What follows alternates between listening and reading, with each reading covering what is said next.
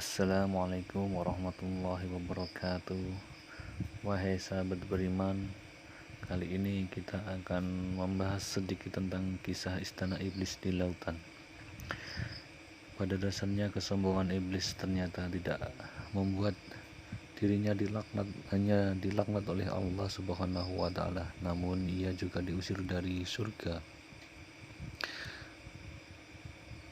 Dan setelah diusir, akhirnya iblis pun mulai membangunkan istananya di lautan.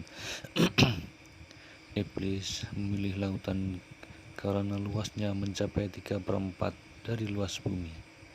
Kisahnya dalam sebuah kitab Arya Agung Syekh Imam Al-Ghazali disebutkan bahwasanya iblis itu dulunya memiliki nama Al-Abid yang artinya ahli ibadah.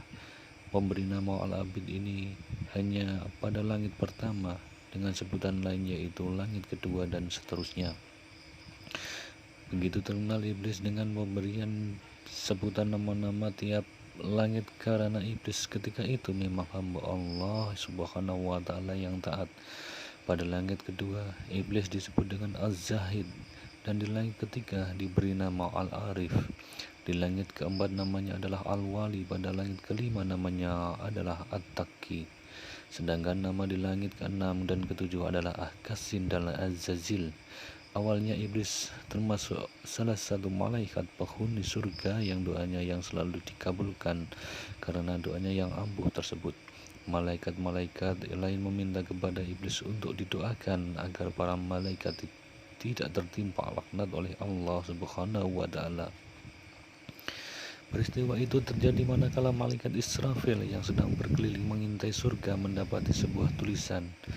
Tulisan tersebut berbunyi, seorang hamba Allah Subhanahu wa taala yang telah lama mengabdi akan mendapatkan laknat Allah Subhanahu wa taala dengan sebab menolak perintah Allah.